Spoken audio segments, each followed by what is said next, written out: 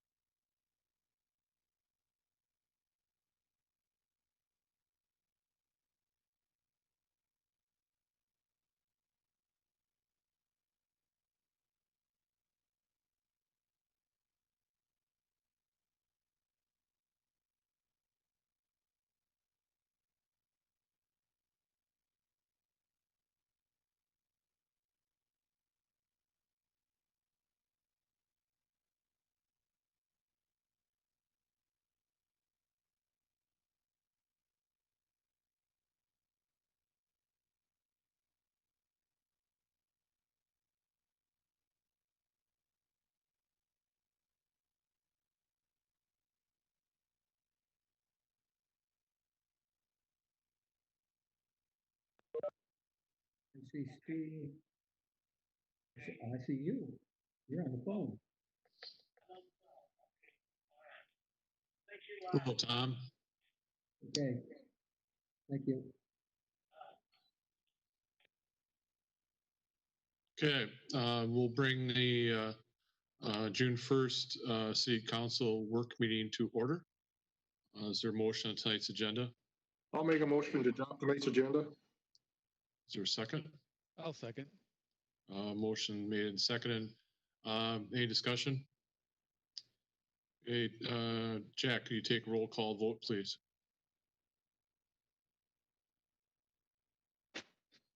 Yeah, mute Jack. Mr. Ronning, Aye. Mr. Plassance, Aye. Mr. Harrington, Aye. Ms. Urkel, Aye. Mayor Voss. Aye. Okay, that motion passes. First item on tonight's agenda is a discussion about reopening City Hall for public facing business. Jack? Item 3.0, City Council approved the reopening of City Hall for public-facing businesses for June 9th, 2020. Exhibit is attachment 3 is a general plan that outlines the protocols to be observed for reopening City Hall for these activities. This plan outlines general policies and procedures for screening for employees exhibiting symptoms of COVID-19, hygiene and respiratory etiquette, practices for social distancing, housekeeping, communication, and training. The opening of City Hall does not alter the closures of the city senior and community center. These facilities will remain closed until such time that restrictions on public gatherings of 10 or fewer persons are lifted or modified and are consistent with social distancing requirements. The recycle drop-off Saturday reopened on May 30th, 2020. The schedule for this service is the fourth Saturday of each month. Social distancing practice will be observed for this event. City baseball, softball facilities are open for practices but restricted to Minnesota Executive Order 20-56 and Minnesota Department of Health guidance for social distancing in youth sports. SBAA has canceled their season, but St. Francis Fast Pitch Softball is still considering reserving Booster West fields as the governor lifts the restrictions on public gatherings by June 15th, 2020. At this time, staff request any comments, additions, or modification to the attached plan for the reopening of City Hall on June 9th, 2020. Any discussion?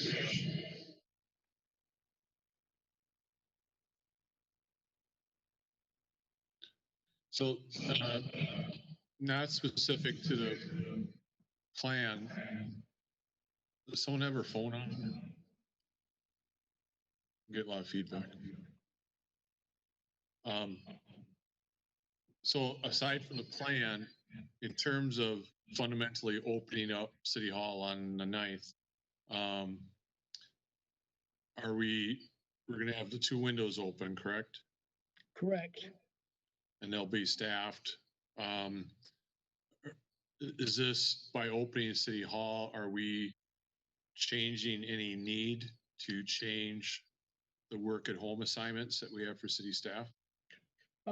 We will for some. The window at the building department will need to be fully manned. That employee will need to be brought back full-time to work here from City Hall. The remaining 4 people that are working remotely, we'll adjust their schedules as needed, as they are required to be at City Hall, and still keep in mind the fact that if they are able to work at home, we will keep them working at home when possible. Okay. So is there any comments, discussion from council? Randy? It looks to me, Jack, that you sent out the COVID-19 preparedness plan, and I've been looking through it, and it looks like you have it pretty well under control. I don't see any reason that we shouldn't continue to allow the administrator to continue to manage this event and deciding when employees need to be in the office and when people should be working at home. I don't think that there's any need for us as a council to step in at this point.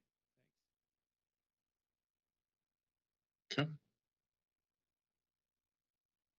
Any other thoughts from anyone? I totally agree. I'm glad to see it's opening. I wish our city could open everything, to be honest with you.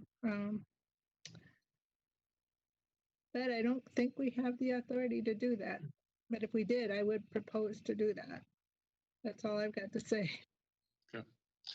Well, we're open for business again. So we made, Jack, we made the motion last council meeting, correct? We set the date for the 9th? That's correct. Okay, so we won't need any action at next week's council meeting. No.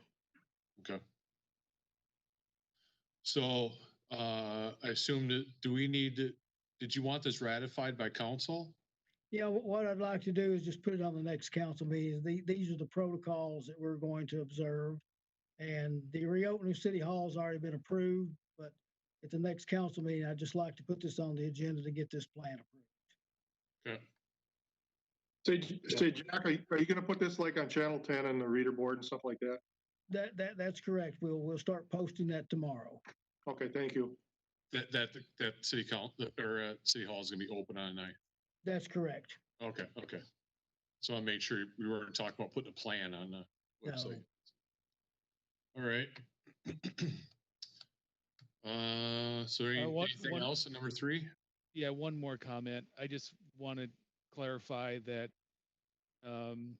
we are only opening up the 2 windows within City Hall, if I'm not mistaken. We will not be continuing in-person city council meetings or any other sort of meetings unless we deem them necessary. Thanks. Correct. This is just opening, it's opening city hall for business during business hours. All right, move on to item 4. Item 4.0, 2021 to 2025 Roads Capital Improvement Plan. City Roads Commission prepares an annual capital improvement plan which updates projected projects, evaluates priorities, and establishes funding for these works for the coming year and for each of the subsequent years over a 5-year period. This plan is presented to City Council for their approval and use for preparing the coming year's budget. Approval of the plan only commits the city to the projects listed for 2021. Exhibit is Attachment 1 is the draft 2021-2025 Roads Capital Improvement Plan as approved by the Roads Commission at their March 10th, 2020 meeting. The Road Commission meetings for April and May were canceled due to the social distancing considerations that had been implemented in response to the COVID-19 pandemic. Attachment 2 is an updated plan modified by staff that accounts for the addition of $650,000 of potential MSA funds as a contingency for the 186th Avenue to Viking Boulevard Service Road project and an adjustment to the projected beginning balance of the 2021 Street Capital Fund to account for East Bethel's obligation of $44,000 for the 245th Avenue paving project. A negative balance in the MSA account is not an indication of an overdraft, but an allowance within the MnDOT regulations that permits carrying forward project costs not to exceed the limits of up to 4 times the annual construction allotment or $3 million, whichever is less. Staff is seeking comment on the adjusted plan, which is exhibited as attachment 2 in your packet from council prior to the presentation for approval at the June 8th, 2020 council meeting. And I'll pull that up and we can just review just 2 additions that we'd like to. Does that display on your screen?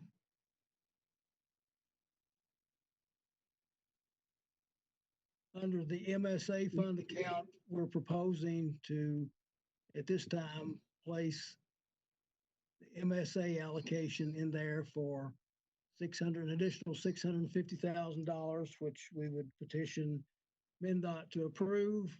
The likelihood of having to use these funds is somewhat low. The only outstanding thing we have now is we don't have the final design specs for the intersection of the service road and Viking Boulevard from the county. That could affect our cost a little bit, but this would provide more than ample cushion. It would still leave us in a position too where we would have ability to advance fund another $2.2 million. So we would have ample capacity to do any project or multiple projects in the coming years. In addition to that, we're proposing under the Street Capital Fund, this cell highlighted in yellow, we've changed the beginning balance to account for that obligation we have for the 245th Avenue paving project. Currently, the city of Athens, the township of Athens is waiting for bids on that. Once that's done, then we'll know what our portion is, but our portion will not exceed $44,000. All right. Jack, can you page up? So on line 10 there, 181st Avenue reconstruction, we're using $420,000 of MSA funding. Is Ham Lake doing the same thing? That's correct. They're going to, that's our 50% share of the cost. So who gets assigned the MSA route, Ham Lake or us? Both of us get credit for it. Okay, So, and that will have an MOU to present to council for that project at the next council meeting. We will be the lead, our engineer will be the lead engineer on the project. and I should know this, but who takes care of maintenance on that road? It's kind of a split responsibility. Any large scale maintenance is split between the two cities. That'll be spelled out in the MOU. In the past, we've coordinated well with Ham Lake, basically for patching. We also did a micro overlay project where we both spent an equal share on the cost of that 2 years ago. So What, it's worked out. what about plowing? Plowing is generally the first one that gets there plows it. So that's been the policy so far. Half of it's in our city, half of it's in Ham Lake. And do they, if Ham Lake does it, do they just do 181st? No, both of us do both sides of the road. So no, but I mean, do they do Lakeview Point and everything? No, they do, this is 181st between Jackson Street and Highway 65. Oh, okay. I'm going the wrong way. I'm sorry. Okay. Is there anything else on this, Jack? That's all I have. And if anybody has any comments, then we'll present this for approval at our next council meeting. Any comments, changes, additional information anyone needs? Randy? Just a couple of clarifications. Jack, is Ham Lake a member of the JPA that we're a member of with Coon Rapids and the other cities in order to do construction projects? They are.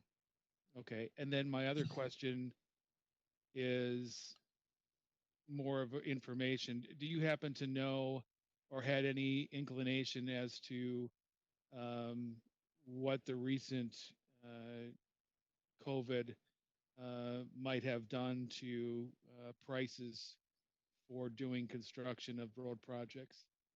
I don't have any information at all there. Construction activities seem to be continuing at a very brisk pace.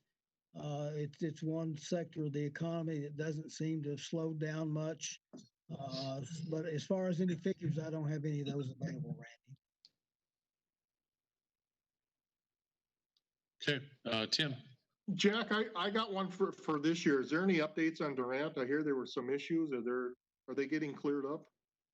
They are, and actually, the authorization to bid the Durant Street project will be on the next council meeting. Okay, thank There'll you. be alternatives presented to that, and we'll seek your approval to authorize the bids, and we'll be ready to hopefully proceed with it. Thank you. And that's planned for construction this year, correct? That's correct. Okay, good. I'm not sure how much that road can take anymore, so. Any other questions for Jack on our plan here? All right, we'll see that next council meeting. Next. Item 5, discussion of city options to provide business assistance during an emergency declaration. The Anoka County Board of Commissioners approved an extension of the due date for the payment of property taxes from May 15th, 2020 to July 15th, 2020 on Tuesday, May 26th. This approval also included the waiver of penalties and interest for the extension period. Anoka County is the collector and disburser of all city, township, and school board tax levies, and these jurisdictions have no means of altering their city township portion of the taxes owed or the due date of the tax payment for the pay 2020 taxes. The question was asked last meeting, what can the city do to assist businesses during this time in terms of fiscal policies or corrections or additions to existing fees and schedules? In terms of taxes, the city can do nothing for the 2020 taxes. The county controls all that. The only control we have over taxes is the approval of the levy for the 2021 budget. In lieu of the city's lack of control to extend, abate, or waive 2020 tax payments, there are some examples of our options to offer assistance. These are fee schedule adjustments. Certain fees can be, at the discretion and approval of council, can be reduced, deferred, or eliminated. We can do variance or waiver or suspension of certain ordinance requirements. We can do prorating terms for licenses, which we just did a couple of weeks ago in granting a seasonal liquor license for those businesses that aren't open all year. Credits or reimbursement of annual fees or portions thereof paid for licenses due to mandated closure of businesses. We can do assessments over time for charges versus one-time payments. These would apply mainly to SAC and WAC charges should they come into play. We could waive or reduce some of our building inspection and permit fees if necessary. And we could also extend time limits for meeting required city regulations. So what we have to offer would be essentially modification of some of our fees or some of our license requirements. As far as the taxes go for 2020, we have no control over that. So I'm just providing this as general information, as this was a question that was asked for us to research at our last meeting.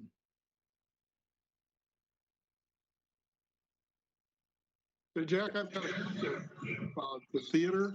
Is there anything we can do for like sewer and water, like credit or, because they're pushing 3 months.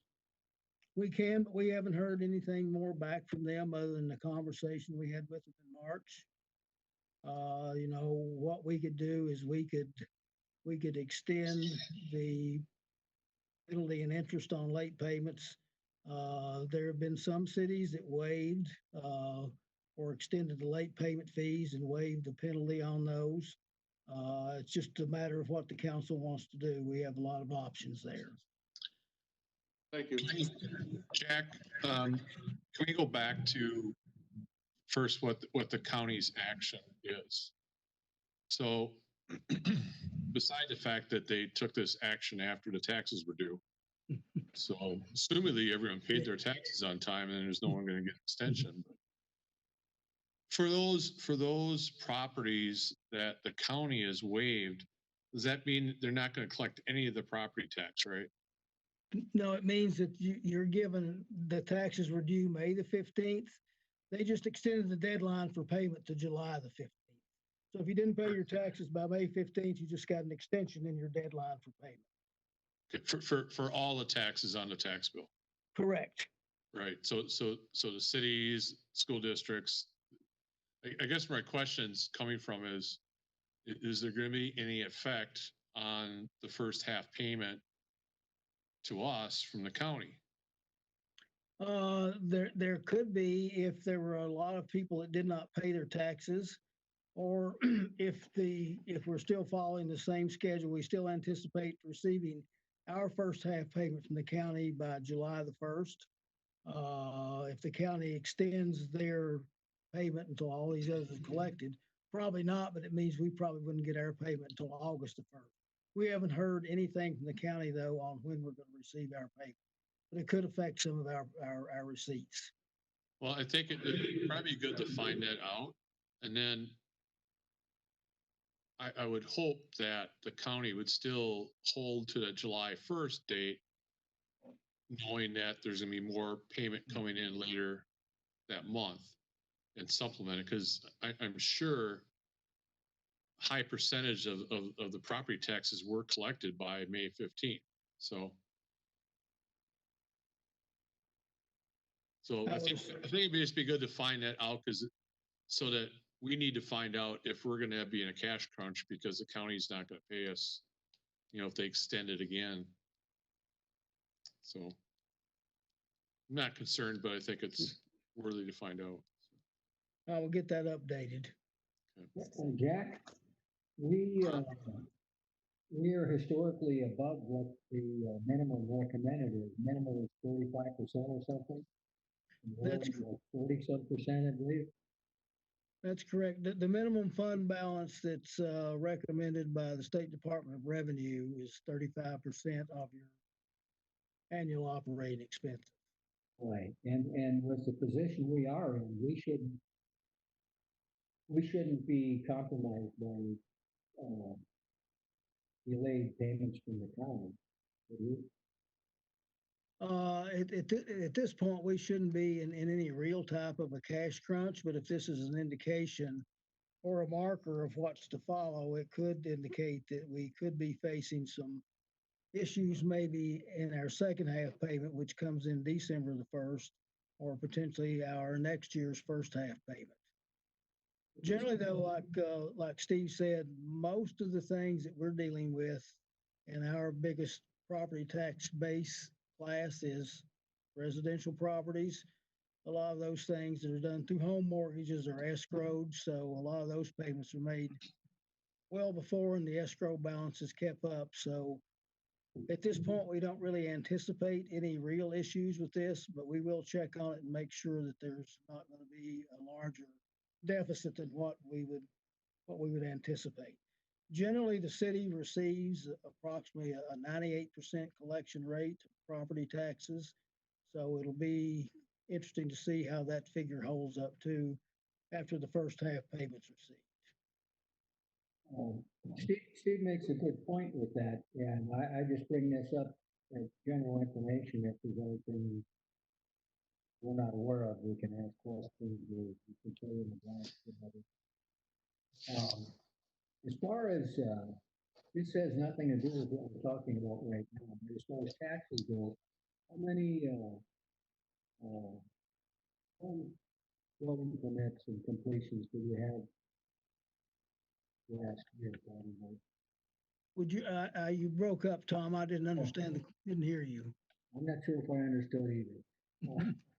Last year's building permits for homes, did we, and completions, how many did we have that would add to the tax? You're asking how many building permits did we issue last year? That would add to the tax base? We issued 24 single family homes. I'll have to double check that, but then I feel that's pretty close, and plus or minus 2 or 3. This year, we're still running ahead of last year's issuance. As of April the 30th, we'll get the new numbers out on the report for May on Tuesday. Do they catch up that fast? If they built last year, it takes about 2 years for them to catch up with whatever the appraisals and things are. Yeah, most of those homes built last year probably will not show up on the tax rolls until next year. Yeah, thank you. Randy.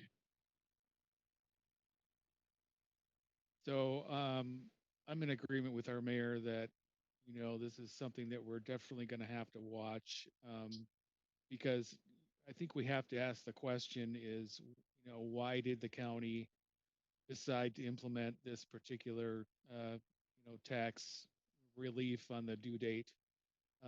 It's very possible that they're seeing a lot of payments that are not being made, and this is just their way of hopefully encouraging people to just make their payments even though they're late. With that being said, we're kind of looking at also what we can do for our residents, and unfortunately with the options that are ahead of us, I don't really see one that would be the same for all of our residents and businesses. I mean, all of these are just kind of, for certain businesses, certain residents. It's not an overall benefit to the entire city. I do think that, we have been, very receptive to items that, have been COVID related and due to the shutdown, and some of those have been that we haven't asked for,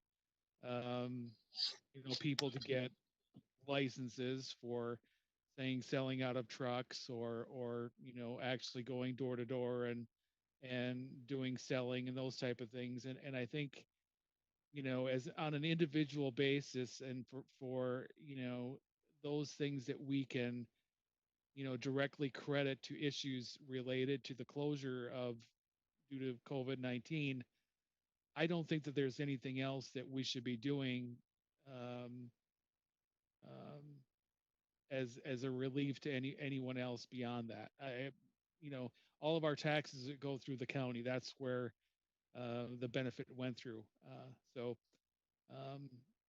my feeling is that we should be, careful and watch over, what Anoka County has done. Why did they take this event? Are we going to be getting, that payment from taxes, or is that going to be a concern? I mean, obviously, that's going to make a big difference. Is to what levies we may,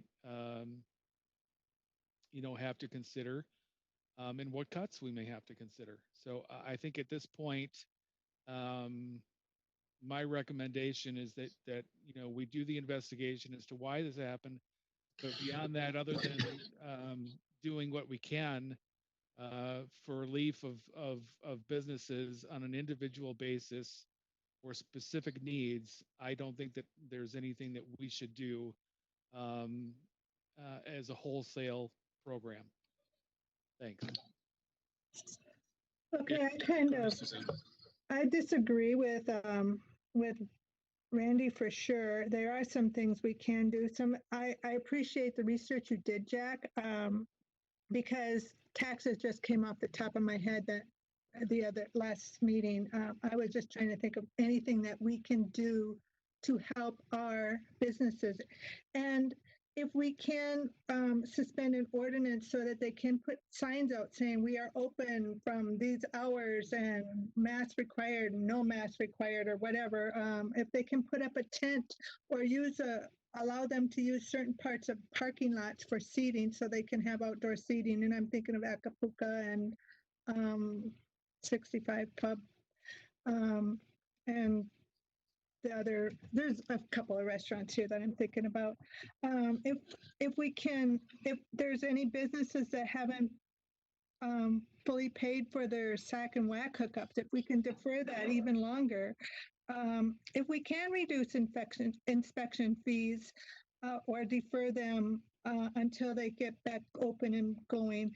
And maybe we need to do something where it says it's a case-by-case basis. If the business needs something and they present it to the city, that they don't have to go through every single one of our commission and our council and wait a month or two before they get approval to whatever it is that they need. So those are the kinds of things I'm thinking of. I think we need to help our businesses. I think we need to be as business friendly as we can. I've gotten the notion that this council is claims to be business friendly all the time, but then nobody wants to step up and reach out and do anything for them. And I can't do it myself. Well, That's all I have. Suzanne, we talked about a lot of those things at the last meeting, particularly with in regard to the restaurants and their ability to open out for outdoor seating. We talked about, and we did. We waived any fees for inspection. We already did that. We've been contacting. In fact, Jack, what's the status? I know we've been contacting all the restaurants and bars in the city. Do we know what the status of our establishments are, if they're going to open outdoors or? Yes, to give an update on that, Smokies is planning to open up on Friday with the outdoor dining.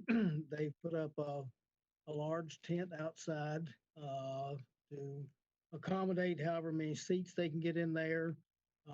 The only thing that we did, we went down and just inspected the tent just to make sure it was met safety standards. It did.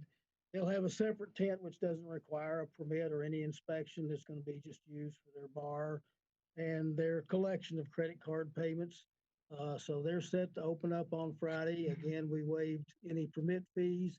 We also waived a few little minor ordinance requirements too, so that they wouldn't have to comply with those. 65 Pub and Grub is in the same situation. They put their tent up today. So we went down there and just looked at their tent just to make sure there weren't any safety issues. And we did the same thing with them. We waived some small ordinance requirements to keep them from having to go through those. Waived any permit fees for them for the same thing. Hidden Haven and Moonshine Whiskey plan to open with outside dining, but they plan to utilize their existing facilities. Hidden Haven's going to use their deck, and Moonshine Whiskey is going to utilize their existing seating outside.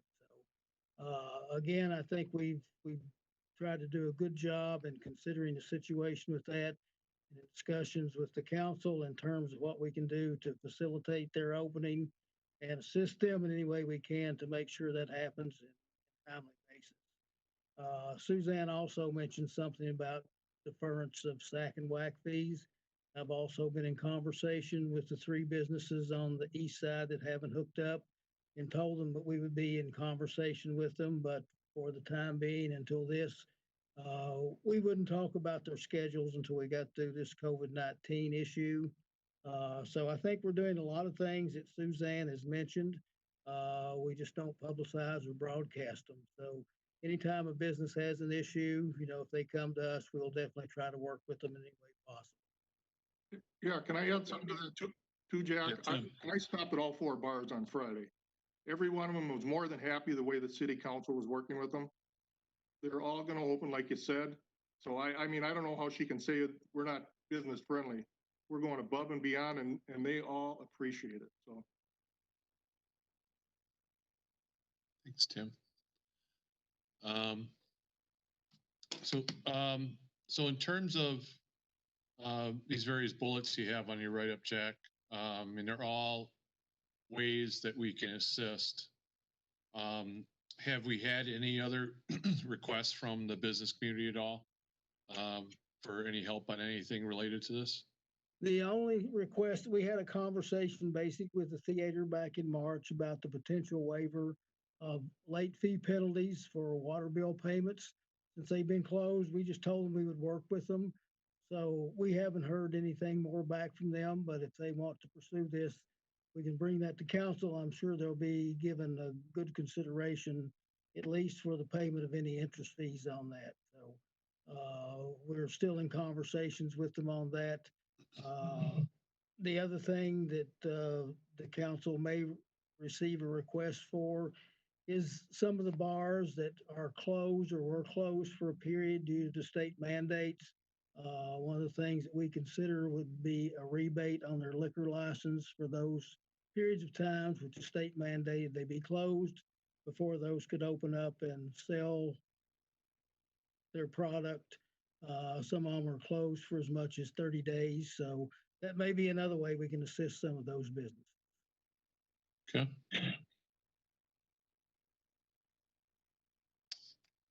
Any other discussion on this? Steve, can I just add one thing? I stopped by Pub and Grub this afternoon on the way home from Bloomington, and all 8 tables were full. They were happy to be open, and if you want to go and eat, it might take you a little while to get in there, but all their tables are full this afternoon. Good. It's good. It's good to hear. So, and I'm glad they waited today because I did see a couple restaurants open yesterday. So I won't name names. So they weren't here. So, okay. Any other discussion? All right. So number 6, other. If you watch the news, I'm sure we all have.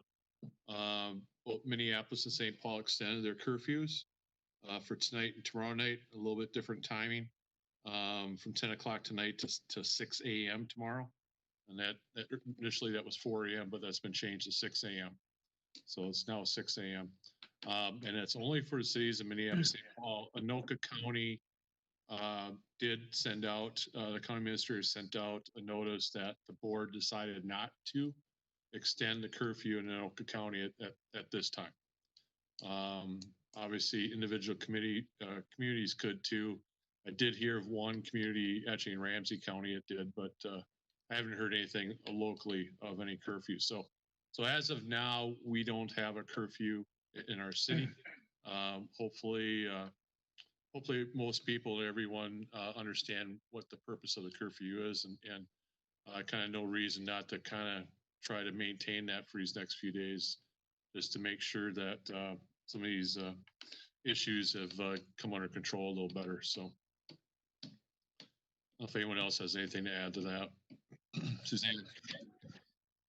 I know it's unlikely, but should rioters happen to come out here and maybe attack things off at 65, what would our responsibility be? Well, it's the county sheriff and our police force, so. I mean, if there was something happened that required a fire response, we'd have a fire response.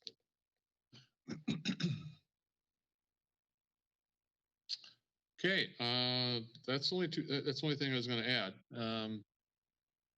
Unless there's anything else, we'll go to adjourn. I'll make a motion to adjourn. Motion by Second. Randy, second by Tim. Any discussion? Okay, Jack, you take a roll call vote, please. Mr. Harrington, Aye. Mr. Ronning, Aye. Ms. Urkel, Aye. Mr. Plassance, Aye. Mayor Voss. Aye. All right, that motion passes. Our meeting's adjourned.